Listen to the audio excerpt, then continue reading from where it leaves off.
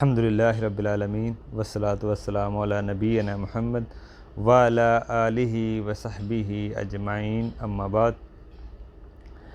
دیکھیں، عورتوں کے شوہروں کی خدمت کرنے کا اجر، یہ پہلے ہم نے بات کی۔ ابھی ہم نے بات کرنی ہے کہ شوہر کی خدمت نہ کرنے پہ بیویوں کے لیے کیا وعیدیں ہیں، کیا سزا ہے، کیا گناہ اللہ تعالیٰ نے رکھے ہیں۔ دیکھیں، اگر کوئی نافرمانی عورت کر رہی ہے اپنے شوہروں کی، تو وہ جیسے اللہ کی نافرمانی کرتی ہے۔ شوہر کی نافرمانی مطلب اللہ نے شوہر کے حقوق بتائے ہیں اور وہ حقوق ادا نہیں کرتی، وہ شوہر کی نافرمانی کرتی ساتھ اللہ کی بھی کر رہی ہے، کیونکہ اللہ نے حقوق رکھے ہیں شوہر کے اور اللہ کے حکم ہے اس کو حقوق ادا کرے بیوی، عورت کرے اپنے شوہر کی۔ اسی طرح جنت کی جو حوریں ہیں، فرشتے ہیں، وہ بھی اس سے متاثر ہوتے ہیں اور وہ بھی لعن طعن کرتے ہیں اگر کوئی عورت اپنے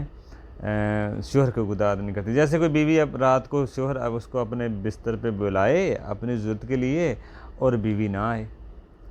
ٹھیک ہے نا، بیوی بات ہی نہیں سنتی، تو فرشتے بھی اس پہ لعنت کرتے ہیں اور اللہ تعالیٰ اس سے ناراض ہوتا ہے، اور حوریں بھی اس عورت کی تباہی اور بربادی کی دعا کرتی ہیں، اس کے لیے بد دعا کرتی ہیں۔ تو دیکھیں اس سے کتنا یہ بدبختی، اس سے زیادہ کیا ہو سکتی ہے عورت کے لیے۔ اسی طرح اگر عورت تہجد پڑھتی ہے، 5 وقت کی نماز پڑھتی ہے، روزے بھی رکھ لے، صدقہ بھی کر لے، لیکن اگر اپنے شوہر کی اطاعت نہیں کرتی، خاص طور پر میاں بیوی کے جو تعلق کے معاملے اس میں، تو اللہ تعالیٰ اس عورت کی کوئی عبادت ہی قبول نہیں کرتا۔ دیکھیں یہ کتنی سزا ہے، کتنی سخت وعید ہے کہ اس عورت کی کوئی نماز قبول نہیں، کوئی عبادت قبول نہیں جو اپنے شوہر کی اطاعت نہیں کرتی، خاص طور پر جو میاں بیوی کے آپس میں جو تعلقات ہیں۔ دیکھیں اس پہلو کو اس کو اتنا نہیں بیان کیا جاتا، لیکن اس کی بھی بڑی اہمیت ہے۔ اس طرح کے جو حقوق ہیں وہ اگر خاص طور پہ بیوی ادا نہیں کرتی تو اس میں اللہ تعالیٰ ناراض ہوتا ہے اور اس کی کوئی عبادت قبول نہیں ہوتی، اور فرشتے اور حوریں اس پہ لعنت کرتی ہیں اس عورت پہ۔ اسی طرح نبی علیہ السلام نے فرمایا 2 قسم کے ایسے لوگ ہیں جن کی نماز اس کے سر سے اوپر بھی نہیں جاتی، یعنی کہ سر کے اوپر تک نہیں جاتی۔ 2 طرح کے لوگ ہیں، یعنی اللہ تعالیٰ ان کی نماز ان کی قبول ہی نہیں ہوگی، یعنی کہ اللہ تعالیٰ کے وہ نماز قبول ہی نہیں ہوگی، کہ وہ جو غلام جو اپنے جو بھاگ جائے، ٹھیک ہے نا۔ دوسرا وہ عورت جو شوہر کو ناراض کرے، جس سے آپ دیکھیں آج چھوٹی موٹی باتوں پہ عورتیں معمولی سی باتوں پہ ناراض ہو جاتی ہیں اکثر اپنے ماں باپ کے گھر چلی جاتی ہیں ناراض ہو کے۔ آپ اکثر دیکھتے ہیں یہ بہت بڑا گناہ ہے شوہر کی نافرمانی، چھوٹی موٹی باتوں میں لڑ جڑ کے اپنے ماں باپ کے گھر چلے جانا۔ دوسرا قیامت والے دن سب سے پہلے عورت سے جو حساب ہوگا وہ نماز کا ہوگا، اور اس کے بعد شوہر کی اطاعت کے بارے میں اس سے سوال کیا جائے گا۔ تو یہ دیکھیں آپ، اکثر شوہر کی اطاعت ان کاموں پہ واجب ہوگی جو جائز کام ہو، یہ ایک اہم پوائنٹ ہے۔ شوہر کی اطاعت ان کاموں پہ واجب ہے جو شریعت کے مطابق ہوں۔ اگر شوہر اللہ تعالیٰ کی ناراضگی کی بات کرے تو اس بات کو ماننا واجب نہیں ہے،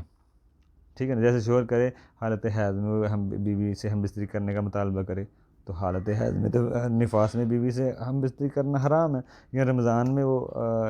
بات کرتا ہے، یا ان امور میں وہ اطاعت جائز نہیں ہوگی نافرمانی کے معاملے میں، کیونکہ اللہ تعالیٰ کی نافرمانی میں مخلوق کی اطاعت نہیں ہو سکتی، جائز نہیں ہے۔ دوسرا مسئلہ، بعض جو ہے نا وہ عورتیں غیرت میں آ کر شوہر کی نافرمانی کرتی ہیں۔ اگر شوہر دوسری شادی کر لے تو بیوی ناپسند کرتی ہے۔ دیکھیں صرف ناپسند کی حد تک تو جائز ہے، یہ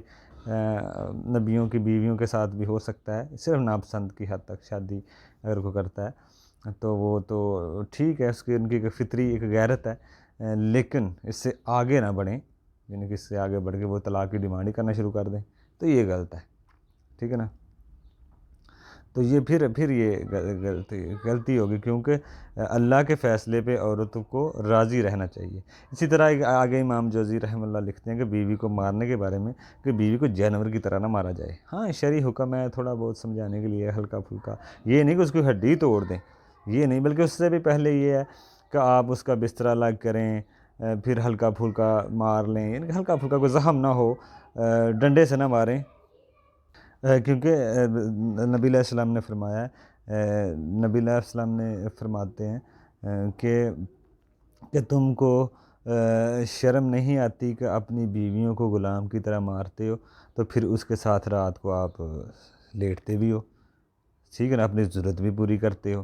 تو کیا تم کو شرم نہیں آتی کہ آپ اپنی بیویوں کو، تو دیکھیں بیویوں کو غلاموں کی طرح ڈنڈوں کو نہ ماریں، وہ تو غلام کو مارنا بھی اس طرح جائز نہیں ہے، لیکن اس طرح آپ ڈنڈے جیسے جانور کو مارتے ہیں، تو نبی علیہ السلام کہہ رہے ہیں کہ آپ کو شرم نہیں آتی، آپ اپنی بیویوں کو مارتے ہو جانوروں کی طرح، غلام کی طرح، اور پھر اس کے رات کو اپنی ضرورت بھی پوری کرتے ہو، تو پھر وہ کیا ہے؟ تو اس لیے اعتدال کا راستہ اپنائیں، نہ بالکل عورت کو بالکل فری چھوڑ دیں کہ کچھ کہیں ہی نہ محبت میں بعض لوگ کچھ کہتے ہی نہیں ہیں، بیوی جیسے جو مرضی کرے، بس جی محبت ہے، تربیت کے آگے محبت غالب آ جاتی ہے، تو یہ چیز بھی نہیں ہونی چاہیے، اور اتنا بھی نہ کریں کہ وہ عورت کو مارنا ہی آپ شروع کر دیں، بعض کا تو زیادہ مارنے سے بات بگڑ بھی جاتی ہے، بجائے کہ بہتر ہو کام خراب بھی ہو جاتا ہے، تو یہ اس سے پتہ چلا، باقی انشاءاللہ آگے بھی ہم عورت کا بارے میں دیکھیں گے۔ السلام علیکم۔